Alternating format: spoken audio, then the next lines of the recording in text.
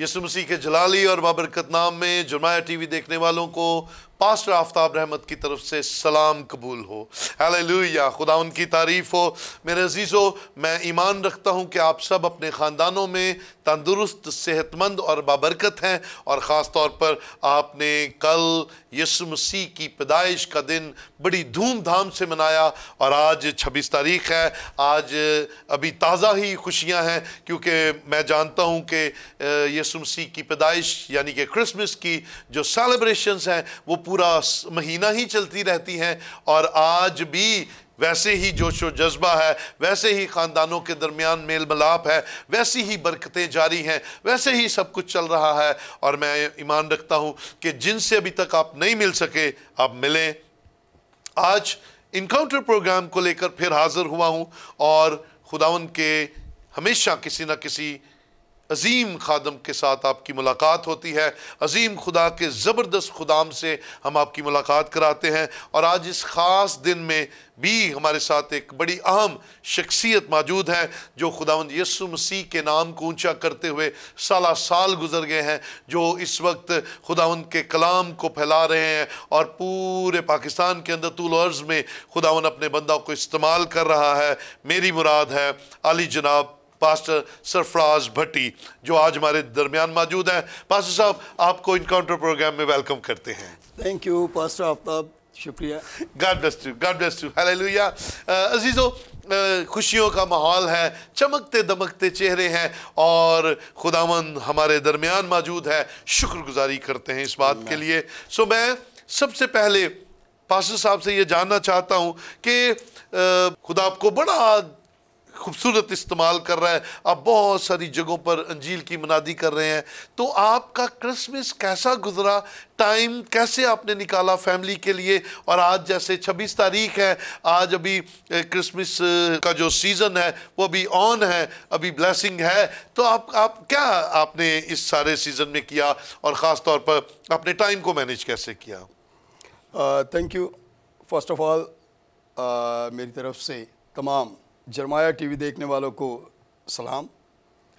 मैं शुक्रगुज़ार हूँ खुदावंद यीशु मसीह का, और मेरी तरफ से जरमाया टीवी देखने वालों को सलाम और हैप्पी क्रिसमस।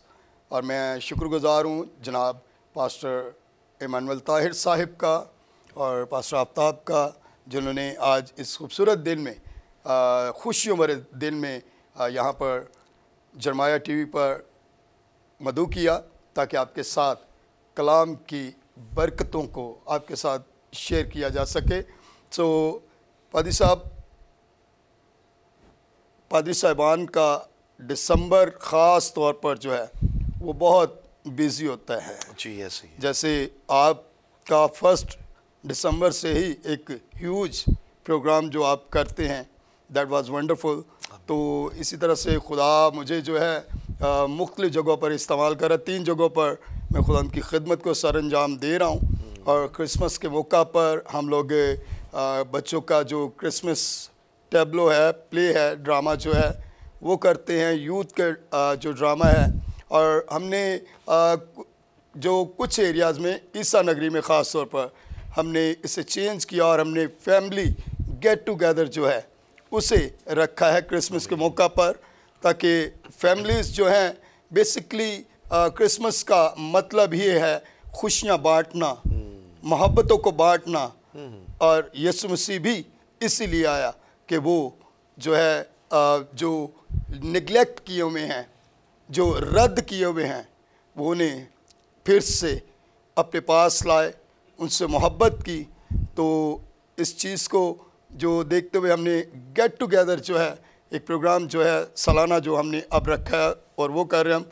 और टू मच मसरूफियत के बावजूद कल क्रिसमस की इबादत थी 2 जगहों पर, और आज 26 जो है दिसंबर, इसमें कलीसिया को सैर व तफरी और उसके साथ साथ फैमिली को जो है टाइम देना का खासा ये एक मुश्किल काम है। तो December you know that too much busy, तो खुदा के नाम को जलाल है जो हमें कुव्वत बख्शता है, और हम उसमें सब कुछ कर पाते हैं। आमेन आमेन, खुदावन की तारीफ हो। यकीनन मैं खुद इस तजर्बा में से साल से गुज़र रहे हैं कि वक्त निकालना बड़ा मुश्किल होता है और फैमिली की अक्सर यही शिकवा होता है कि हमें टाइम नहीं दिया जाता। लेकिन कलीसिया की जिम्मेदारियां भी बहुत ज़रूरी हैं और फिर घर की कलीसिया भी तो बड़ी ज़रूरी है। अच्छा है कि बुआ जी को भी टाइम दिया जाए ताकि जो घर की कलीसिया है वो भी खुश व खुर्रम रहे। सो पास्टर साहब, आपने देखा होगा हमने क्रिसमस को बड़ा अच्छा एंजॉय किया, अच्छे कपड़े पहने, अच्छी खुराक, मेल मिलाप। बहुत सारे कलीसिया के लोगों ने, मसीहियों ने दूसरों का भी ख्याल रखा और ये बड़ा ज़बरदस्त है। रूहानी पहलू जो बाइबल मुकद्दस में हमें मत्ती की इंजील के अंदर नज़र आता है, जो फरिश्ता ने मुकद्दसा मरियम को यीशु मसीह के पैदा होने की वजह बयान की। ज़रा अगर हम उसे पढ़ लें मत्ती की इंजील पहले बाब के अंदर, तो समझना और बातचीत करना हमारे लिए आसान हो जाएगा। अगर हम देखें तो 21वीं आयत में यूँ लिखा है, उसके बेटा होगा और तू उसका नाम यीशु रखना, क्योंकि वही अपने लोगों को उनके गुनाहों से निजात देगा।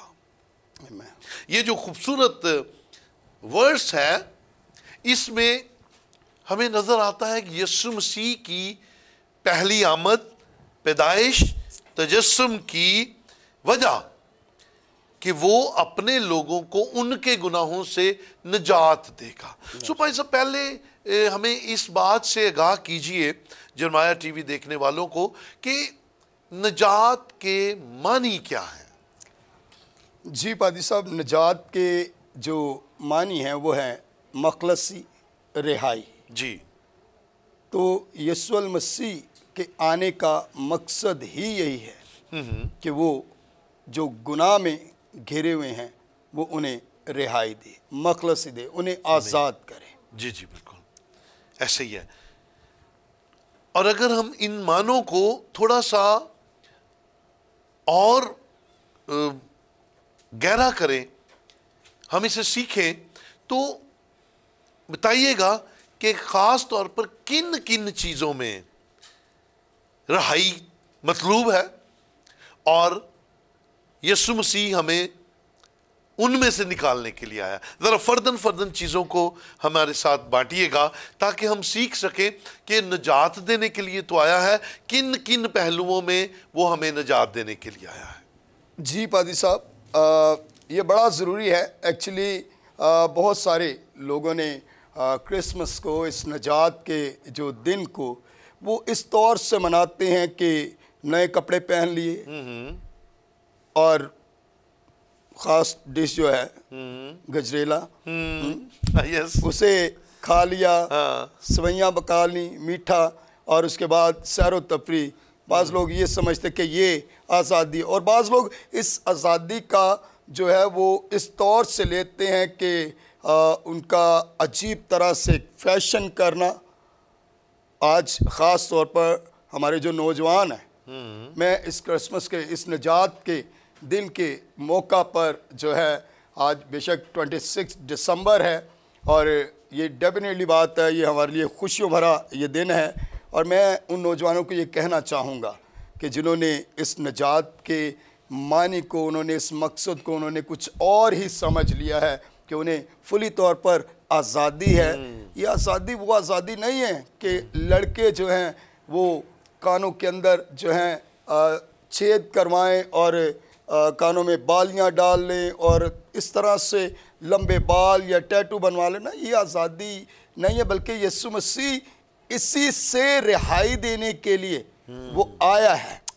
नंबर एक, जो रिहाई देने के लिए गुनाहों से मखलसी, वो जो बागे अदन से वो गुनाह शुरू हुआ जिसके वसीला से मौत, यीशु मसीह एक्चुअली मौत से, जो हमेशा की मौत है, उससे रिहाई देने के लिए है। फिर उसके बाद जो निगलेक्ट है, जो कुचले हुए हैं, उन्हें वो उठा खड़ा करने के लिए वो इस धरती पर आया, बिल्कुल। और वो जो बीमारियों के अंदर पड़े हुए हैं जी जी, उनकी शिफा, उनको उन बीमारियों से रिहाई देने के लिए वो इस दुनिया में आया। और उसके आने का मकसद जो है वो ये है कि वो कुछ लोगों को आज़ाद करे, वो जकड़े हुओं को आज़ाद करे, और जो गुनाह के अंदर हैं उन्हें रिहाई बख्शे। आमीन आमीन। अगर हम यशाया नबी का सहीफा पढ़ते हैं और उसके 61वें बाब की पहली आयत से हम देखें, जरा भाई साहब देख सकते हैं हम कि वहां पर हमें स्पेसिफिकली बताया गया है, क्योंकि यीशु मसीह के पैदा होने से 700-750 साल पहले यशाया ने ये पेशन गोई की थी। जो फरिश्ते ने मुकद्दसा मरियम को बताया है, ये यशाया ने पहले ही बता दिया था, कई सैकड़ों साल पहले। जी अगर हम भाई साहब देखें ना, जी मैं पढ़े देता हूँ। यशाया 61 बाब में, खुदा की रूह मुझ पर है जी, क्योंकि उसने मुझे मस्सा किया ताकि हलीमों को खुशखबरी सुनाऊं। जी, उसने मुझे भेजा है कि शिकस्ता दिलों को तसल्ली दूं, कैदियों के लिए रिहाई और असीरों के लिए आज़ादी का ऐलान करूं। जी भाई साहब, यहाँ पे देखिए खूबसूरत बात, शिकस्ता दिलों, ये भी एक कैद है। दिल टूट जाता है किसी का बहन भाइयों से, किसी का माँ बाप से, माँ बाप का बच्चों से, मियाँ बीवी का आपस में, और कई दफ़ा हम इस दुनिया में रहते हुए नाकामियों से इतने शिकस्ता हो जाते हैं कि ये दिल छलनी हुए होते हैं।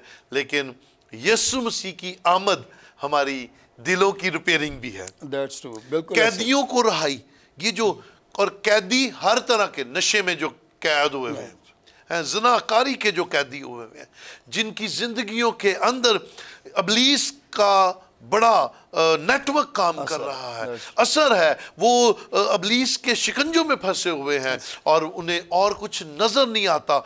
बहुत सारे तो दरबारों के जकड़ों में आए हुए हैं, बहुत सारे तो गैर मबूदों को पूजने के लिए अपना सर झुका देते हैं। सो इन सब कैदियों को रहाई यीशु मसीह ने ही दिलानी है, और जो असीर हैं, जो गुलाम हैं, उनको आज़ादी का पैगाम यीशु मसीह की आमद से ही मिलना है। Hallelujah, praise. अज़ीज़ों, हम जान रहे हैं, देखिए खुदावंद का कलाम हमें सिखा रहा है कि यीशु मसीह का ज़मीन पर आना नजात का बाइस है, और ये नजात हम सब का हक भी है और हमारे लिए है।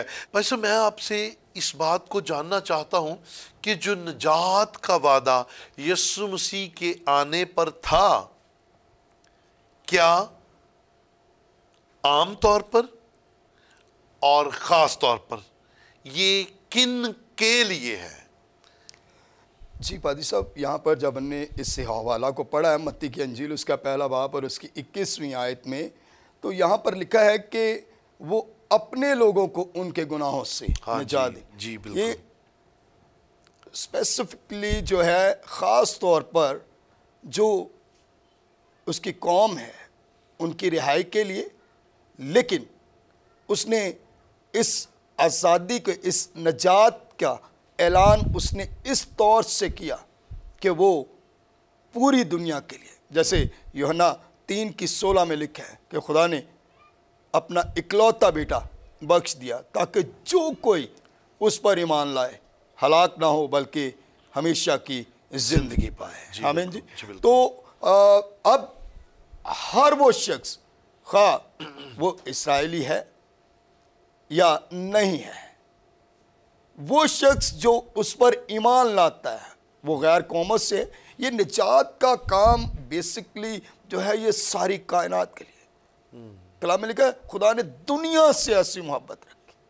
आमीन जी। तो पूरी दुनिया के लिए उसने जो है ये नजात का पैगाम जो है बेसिकली, वो बेशक उस वक्त में अपनी उस कौम की रिहाई के लिए, नजात के लिए वो इस दुनिया में आया, लेकिन ये पैगाम सिर्फ उन तक नहीं बल्कि कलाम में लिखा है कि जितनों ने उससे कबूल किया उसने उन्हें खुदा के फर्जंद बनने का हक बख्शा। तो ये नजात हर किसी के लिए है जी, जो उस पर ईमान लाता है, जो उससे कबूल करता है कि वही जिंदा खुदा का बेटा यीशु मसीह है, और उसकी ज़िंदगी में ये नजात का काम जो है ये पूरा होता है।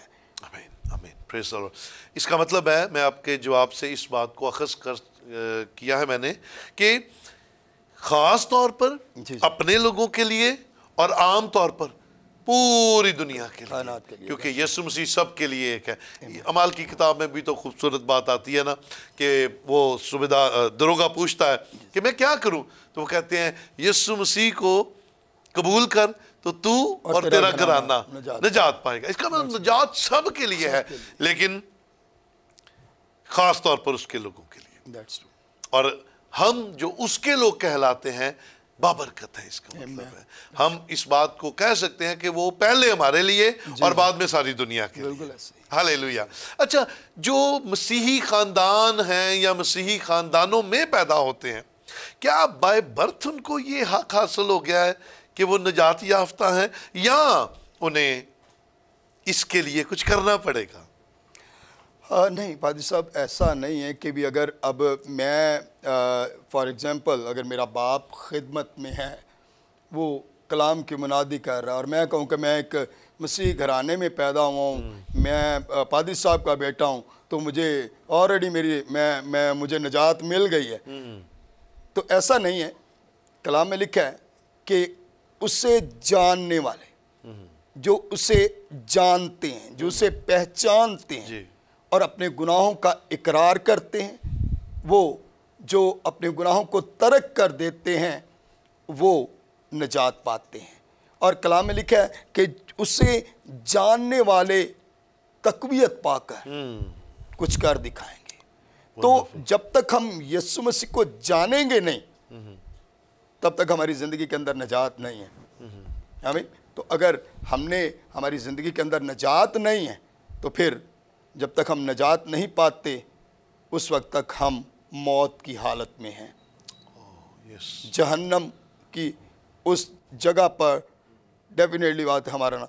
और जब हम निजात पा लेंगे और उसके कलाम के मुताबिक उसे जानते हुए उसके साथ चलेंगे, तो फिर वो हमेशा की ज़िंदगी के हमें वारिस बना देगा। आमीन आमीन। इसके साथ साथ ही अगर हम देखें तो ये पर्सनल एक्सपीरियंस है। जी जी।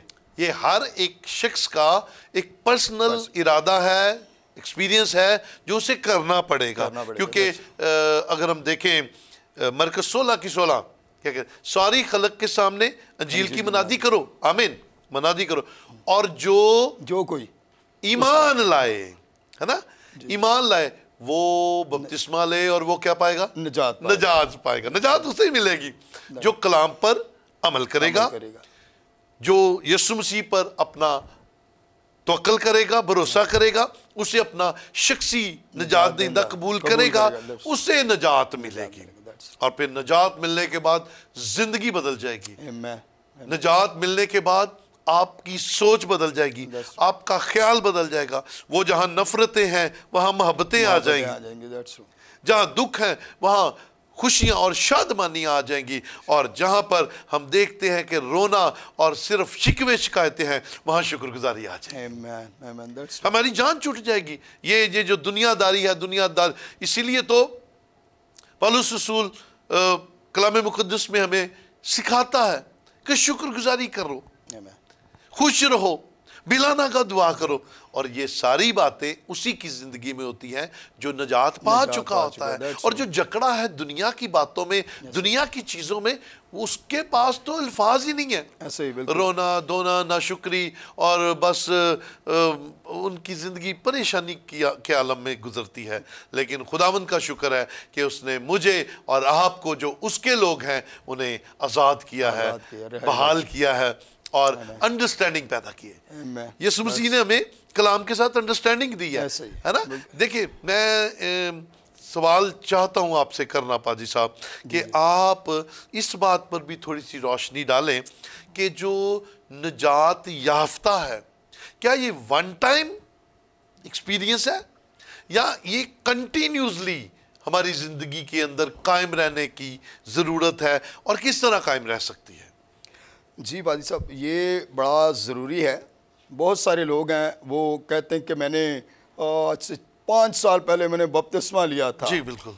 मैंने निजात पाई थी, और वो निजात पाने के बावजूद भी वो कुछ अरसा वो खुदा के साथ चलते हैं और उसके बाद वो फिर से वही पुरानी जिंदगी में चले जाते हैं। वो फिर से वही काम, वही चीजें, वही काम करना शुरू हो जाते हैं। लेकिन वो अपने आप को तस्वर निजात याफ्ता ही वो करते हैं। वो समझते कि मैं अभी निजात याफ्ता ही हूँ। वो गलत फहमी का शिकार हो जी जाते हैं। बिल्कुल बिल्कुल ऐसा ही है। ऐसा नहीं है, बल्कि हर रोज़ हमें इस बात का इकरार करना चाहिए कि खुदा मुझसे जाने और अनजाने में मुझसे गुनाह हुए हैं। अब बड़ी खूबसूरत बात जो है, स्तिफनस कहते हैं इससे पहले कि वो इस दुनिया को छोड़ते, उन्होंने कहा क्या बाप मैं अपनी रूह तेरे हाथों में सौंपता हूँ। तो एक ईमानदार के लिए, एक निजात याफ्ता के लिए हर रोज़ हमें अपने आप को देखना है। खुदा के बंदा पौलुस रसूल कहते हैं मैं जिस बात का इरादा नहीं करता, जिस काम का इरादा नहीं करता, वो मुझसे हो जाता। हम बातों ही बातों में